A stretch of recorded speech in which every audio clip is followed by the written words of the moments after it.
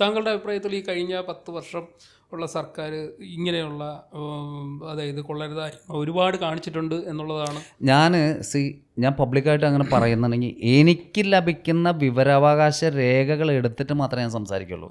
വേറെ ആളവിടെ പറഞ്ഞു, ഒരാളിപ്പുറത്ത് പറഞ്ഞു, മനസ്സിലായോ? അല്ലെങ്കിൽ അങ്ങനെയാണ് ഇങ്ങനെയാണെന്ന് അത് ഞാൻ പറയാനുള്ള. ഞാൻ വിവരാവകാശ എടുത്ത രേഖകൾ എടുത്തതിൽ, ഞാൻ പോയി നേരിട്ട് അന്വേഷിച്ചതിൽ അഴിമതി നടന്നിരിക്കുന്നത് ഏറ്റവും കൂടുതൽ GCDയിലാണ്.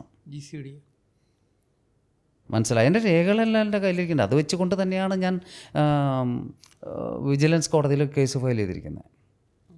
നമ്മളത് ആലോചിച്ച് നോക്കുക. ഒരു കക്കൂസ അതിൽ ഞാൻ വിചാരിച്ച് 50 ലക്ഷം മുടക്കിയിട്ടുണ്ടല്ലോ, വല്ല സ്വർണത്തിൻ്റെ ക്ലോസറ്റ് ആയിരിക്കും എന്നൊന്ന് പരീക്ഷിച്ച് നോക്കാമെന്ന് കരുതി ഞാൻ അകത്തി വന്നപ്പോൾ സീറ്റ് കവർ പോലും ഇല്ല. മോശമായിട്ടുള്ള മെറ്റീരിയൽ ഉപയോഗിച്ചിട്ടാണ് അത് പണിതിരിക്കുന്നത്. നിങ്ങൾ മറൈൻ ഡ്രൈവിൽ പോയി നോക്കിയാലും കാണാം, കലൂർ സ്റ്റേഡിയത്തിൽ പോയി കാണാം. കൂടി വന്നൊരു 10 ലക്ഷം രൂപ പോലും മുടക്കുമുതലില്ലാത്തവർക്ക് 50 ലക്ഷം രൂപയാണ് CSML ഫണ്ട് ഉപയോഗിച്ച് അടിച്ചു മാറ്റിയിരിക്കുന്നത്. അത് ഒരു എക്സാമ്പിൾ പറഞ്ഞത് മാത്രമേ ഉള്ളൂ. വേറെ 4 കോടി 12 ലക്ഷം രൂപ മുടക്കാൻ സർക്കാർ അനുമതി നൽകിയ പ്രോജക്റ്റിൽ 18 കോടി രൂപ അടിച്ചു കൊണ്ടുപോയിരിക്കുക. അപ്പം ഞാൻ വിവരാശി എടുത്തിരിക്കുന്ന ഒരു ലോഡ് സാധനങ്ങൾ വേറെയുണ്ട്. അത് ഓരോന്നോരോന്ന് ഒറ്റയടിക്ക് എല്ലാം നമുക്ക് ഫയൽ ചെയ്യാൻ പറ്റില്ല. അപ്പോൾ 1 by 1 ആയിട്ട് എല്ലാം അങ്ങനെ ഓരോന്നോരോന്ന് പുറത്തു കൊണ്ടുവന്നുകൊണ്ടിരിക്കുകയാണ്. കാരണം ഇപ്പോൾ സർക്കാരിൻ്റെ ഖജനാവിൽ പണമില്ല എന്ന് പറയുന്നു. ഇവർ ഈ അടിച്ചു മാറ്റിയിരിക്കുന്ന പൈസ മാത്രം പിടിച്ചെടുത്ത് കഴിഞ്ഞാൽ സർക്കാരിന് ഒരു ബുദ്ധിമുട്ടുണ്ടാവില്ല.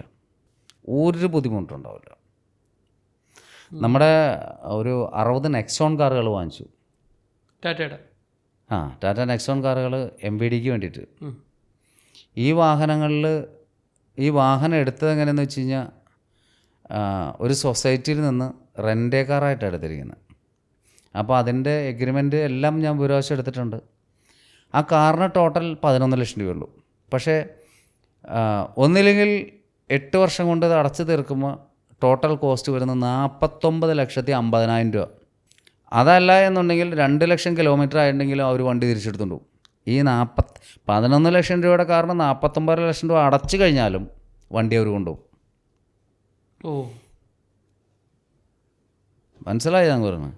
അപ്പം എന്തുമാത്രം അഴിമതിയാണ് ഇതിൻ്റെ പുറകിൽ നടക്കുന്നത്. 60 നെക്സോൺ കാർ വാങ്ങിച്ചത്. ഇത് കൂടാതെ തന്നെ 274 പേര് ഇതിനു വേണ്ടി റിക്രൂട്ട്മെൻറ്റ് നടത്തേണ്ടി എൻഫോഴ്സ്മെൻറ്റിന് വേണ്ടിയിട്ട്. എല്ലാം +2 പിന്നെ ITI മെക്കാനിക്കൽ എഞ്ചിനീയറൊക്കെ പഠിച്ചിട്ടുണ്ടെന്ന് പറഞ്ഞു. ഇവരെ ഊരും പേരും അഡ്രസ്സെല്ലാം ഞാൻ എടുത്തിട്ടുണ്ട്. ഇത്രയും ആൾക്കാരുടെ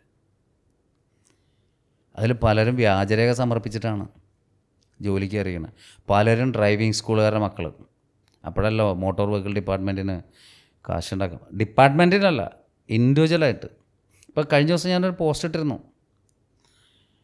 പെരുമ്പാവൂർ RTO ഓഫീസുമായി ബന്ധപ്പെട്ടിട്ടുള്ള ഒരു സാധനം ഞാൻ പോസ്റ്റ് ഇട്ടിരുന്നു. ഒരുത്തം വീട്ടിൽ പോകണ വഴിക്ക് ഈ ടിപ്പർ ലോറിയിൽ ഓവർലോഡ് പോവും. അത് തടഞ്ഞു നിർത്തിയിട്ട് അവരിൽ നിന്ന് Google Pay വഴി കാശ് വാങ്ങിക്കുക. അപ്പോൾ എത്ര വിദഗ്ധനായിട്ട് വേണം? അതിൻ്റെ ആ ഷീറ്റ് പോലും എൻ്റെ അടുത്തിരിക്കുന്നുണ്ട്. അവരുടെ ചാർജ് ഷീറ്റ് പോലും എൻ്റെ കയ്യിൽ ഇരിക്കുന്നുണ്ട്. ഇപ്പോൾ കഴിഞ്ഞ സർക്കാരാണെന്നുണ്ടെങ്കിൽ അവരെ സ്വാധീനിച്ചാണ് ഇവന്മാർ നിന്നിരുന്നത്. ശരിക്കും താങ്കൾ പറയുന്ന ഈ കാര്യങ്ങൾ കേട്ടപ്പോൾ ശരിക്കും ഞെട്ടിപ്പോയി. വിശ്വസിക്കാൻ കഴിയുന്നില്ല. ഇങ്ങനെയൊക്കെ നടക്കും എന്നുള്ളത് വിശ്വസിക്കാനേ പറ്റുന്നില്ല. പലരും എൻ്റെ അടുത്ത് ഓരോ കാര്യങ്ങൾ പറയുമ്പോൾ ഞാൻ അതിൻ്റെ വിവരാശം വഴി രേഖകൾ എടുത്തിട്ടാണല്ലോ സംസാരിക്കുന്നത്. അതെ അതെ. അല്ലാണ്ട് ഞാൻ സംസാരിച്ച് കഴിഞ്ഞാൽ അവർക്ക് നാളെ എനിക്കെതിരെ ഡിഫമേഷൻ കേസ് ഫയൽ ചെയ്യാം. നമ്മളിത് കേട്ടപ്പോൾ ശരിക്കും ഞെട്ടിപ്പോയത്. അതെ. കാര്യം പ്രൂഫ് ഉൾപ്പെടെയാണല്ലോ പോളി വടക്കൻ നമ്മളോട് സംസാരിക്കുന്നത്. ഇപ്പം നിങ്ങളെക്കുറിച്ച് ഞാൻ മോശമായിട്ട് പറയണമെന്നുണ്ടെങ്കിൽ എനിക്കതിൻ്റെ ഉള്ള തെളിവ് വേണം. നിങ്ങളൊരു സർക്കാർ ഉദ്യോഗസ്ഥനായിരിക്കണം. സർക്കാർ ഉദ്യോഗസ്ഥരെ അഴിമതി കാണിക്കുമ്പോഴല്ലേ നമ്മളെപ്പോലെയുള്ളവർക്ക് പ്രതികരിക്കാൻ പറ്റത്തുള്ളൂ. ഒരു സാധാരണക്കാരൻ ഇപ്പോൾ ഒരു വിശക്കുമ്പോൾ നമുക്കറിയാം, ഒരു ബെന്നെ മോഷ്ടിച്ചാണ് ഒരു മധുവിനെ തല്ലിക്കൊന്നത്, അറിയാലോ. ഇവിടെ കോടികൾ കട്ടെടുക്കുന്നവൻ്റെ ഒരു രാജാവായിട്ട് ഞെളിഞ്ഞ് നടക്കുമ്പോൾ അവരൊക്കെ സമൂഹ മനസാക്ഷി വെറുതെ വിടാൻ പാടുണ്ടോ? നമ്മുടെ നികുതി പണമല്ലേ. GCDയിൽ ഞാനെടുത്ത വിവരാവകാശ രേഖകൾ പ്രകാരം ശരിക്കും പറഞ്ഞാൽ GCD മാത്രം ഞാൻ പറയാൻ കാരണമുള്ള ഒരു കാര്യം എന്ന് വെച്ചാൽ, നമുക്കറിയാം മൃദംഗാവശ്യൻ്റെ ഒരു പരിപാടി നടന്നിരുന്നു. ആ പരിപാടിയുമായി ബന്ധപ്പെട്ടിട്ട് ഉമാ തോമസ് MLA അപകടത്തിൽപ്പെട്ടു. അറിയാലോ, ഞാനാണ് അതുവരെ കേസുകളെല്ലാം ഫയൽ ചെയ്തിട്ടുണ്ട്. ഈ അപകടത്തിൽ പെട്ടിട്ട് അവരുടെ ചികിത്സാ ചെലവ് 3.25 ലക്ഷം രൂപ ഇനിയും റെണായി മെഡിസിറ്റി ഹോസ്പിറ്റലിൽ നൽകിയിട്ടില്ല എന്നുള്ള സത്യാവസ്ഥ ആർക്കെങ്കിലും അറിയാവോ? 8.5 കോടി രൂപയുടെ അഴിമതി നടന്ന ഒരു സംഭവമാണ്. പാലാരിവട്ടം റെണായി മെഡിക്കൽ. പാലാരിവട്ടം അവരെ ഉമാ തോമസ് MLA കൊണ്ടുപോയി ട്രീറ്റ്മെൻറ്റ് നടത്തിയ ഹോസ്പിറ്റലാണ്. സർക്കാരാണ് എല്ലാ ചിലവുകളും വഹിക്കേണ്ടത് അല്ലേ? അവർക്ക് ഇന്നൊരു കണ്ണിൻ്റെ കാഴ്ച പോലും നഷ്ടപ്പെട്ടിരിക്കുക ഭാഗികമായിട്ട്. അത്രയും ദുരന്തമുണ്ടായിട്ടും സർക്കാർ ഇനിയും 3.25 ലക്ഷം രൂപ കൊടുത്തിട്ടില്ല എന്നുള്ള വസ്തുത ആർക്കെങ്കിലും അറിയാവോ? തള്ളൽ മാത്രമായിരുന്നു. ആർക്കും പറയാൻ ധൈര്യം ഉണ്ടാവില്ല. പക്ഷെ ഞാൻ ഇടയ്ക്കിടയ്ക്ക് ഇത്തരം കാര്യങ്ങൾ അറിയുമ്പോൾ ഞാനത് അപ്പം പോസ്റ്റ് ചെയ്യായിരുന്നു. പബ്ലിക് അറിയണം. കാരണം നമ്മൾ വിഡ്ഢികളാവരുത്.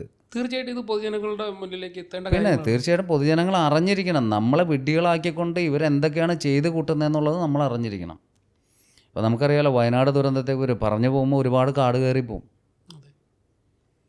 ഇപ്പോൾ അവിടുത്തെ അവസ്ഥ എന്താണെന്നറിയോ? അവിടെ എത്ര പേര് താമസിച്ചു എന്ന് നിങ്ങളൊന്ന് പോയി അന്വേഷിക്കുക. അവിടെ ദുരന്തത്തിൽപ്പെട്ട ഒരുപാട് പേര്, എൻ്റെയും തൻ്റെയും കോമൺ ഫ്രണ്ടായിട്ടുള്ള ഏഞ്ചൽ മോഹൻ ആ സ്ഥലത്തിൽപ്പെട്ടവർ, അവരുടെ 18 പേരാണ് അവരുടെ മൊത്തത്തിൽ അവർ ബന്ധുക്കൾ. 18 പേരാണ് മരണപ്പെട്ടത്. അദ്ദേഹത്തിൻ്റെ ഒരുപാട് റിലേറ്റീവ്സ് ഒരുപാട് പേര് മരണപ്പെട്ടിട്ടുണ്ട് അതിൽ. ഇപ്പോഴും അവിടെ എത്ര പേർക്ക് ഇപ്പോൾ പൊതുജനങ്ങൾ കൊടുത്ത 760 കോടിയാണെന്ന് പറയുന്നു. എത്ര പേർക്ക് അതിൻ്റെ ആനുകൂല്യം കിട്ടിയിട്ടുണ്ട്? ശരിയാണ്. ഇനിയൊരു ദുരന്തം വന്നു കഴിഞ്ഞാൽ ആരെങ്കിലും മുഖ്യമന്ത്രിയുടെ ദുരിതാശ്വാസ നിധിയിലേക്ക് ഫണ്ട് ഇടുമോ? ഡൗട്ടാണ് അല്ലേ? അപ്പോൾ ഇപ്പോൾ നമുക്കൊരു നല്ല മുഖ്യമന്ത്രിനെ കിട്ടിയിട്ടുണ്ട്, നല്ലൊരു ആഭ്യന്തരമന്ത്രിനെ കിട്ടിയിട്ടുണ്ട്, നല്ലൊരു ഭരണം കാഴ്ചവെച്ചുകൊണ്ടിരിക്കുകയാണ്. ഇനിയൊരു നല്ല രീതിയിൽ ഇനി നമുക്കറിയാം ഇനി എന്ത് സംഭവിക്കുമെന്നുള്ളത്. എല്ലാം ട്രാൻസ്പെറൻ്റ് ആണ്. ഞാൻ ഒരു രാഷ്ട്രീയ പാർട്ടിക്കാരെയും കുറ്റം പറയുകയല്ല. ഇപ്പോൾ കോൺഗ്രസ് അഴിമതി കാണിച്ച് എൻ്റെ ശ്രദ്ധയിൽപ്പെട്ട അതിനെതിരെ ഞാൻ കേസ് ഫയൽ ചെയ്യും. താങ്കൾക്ക് രാഷ്ട്രീയമൊന്നോ? എനിക്ക് രാഷ്ട്രീയമില്ല, പ്രത്യേകിച്ച് ഒരു രാഷ്ട്രീയമില്ല എനിക്ക്. അഴിമതി എവിടെ കണ്ടാലും താങ്കൾ പ്രതികരിക്കും. അതോടൊപ്പം തന്നെ സ്പോർട്സ്, സിനിമ, മറ്റുള്ള മേഖലയിലെല്ലാം നല്ല ഒരുപാട് ഫങ്ഷനിൽ നമ്മൾ മീറ്റ് ചെയ്തിട്ടുണ്ട്. തീർച്ചയായിട്ടും അല്ലാതെയും നമ്മൾ പേഴ്സണലായിട്ട് മീറ്റ് ചെയ്തിട്ടുണ്ട്. അപ്പോൾ താങ്കൾക്ക് ഏറ്റവും കൂടുതൽ സംസാരിക്കേണ്ട വിഷയം എനിക്ക് തോന്നുന്നു ഈ പൊതുജനങ്ങളുമായിട്ട്. ഇത് മാത്രമല്ല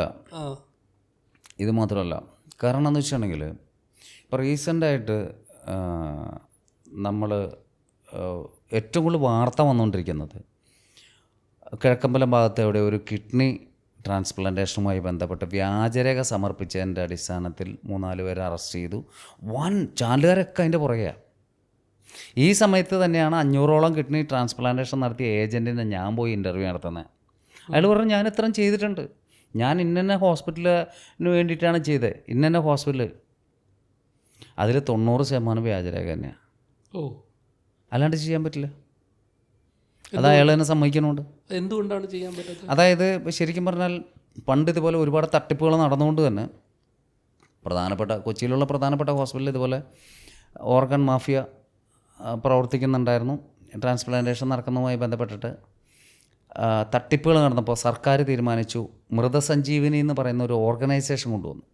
നമുക്കറിയാം 2016, 15 കാലഘട്ടത്തിൽ, 17 കാലഘട്ടത്തിലൊക്കെ എല്ലാ ദിവസവും പത്രത്തിലുണ്ട് ബ്രെയിൻ ഡെത്ത് അവിടെ സംഭവിച്ചു, അയാളുടെ ഇത്ര ഓർഗൻ ഇന്ന ആളിലൂടെ ജീവിക്കുന്നു, 9 പേരിലൂടെ ജീവിക്കുന്നു, 8 പേരിലൂടെ ജീവിക്കുന്നു, 7 പേരിലൂടെ ജീവിക്കുന്നു എന്നൊക്കെ.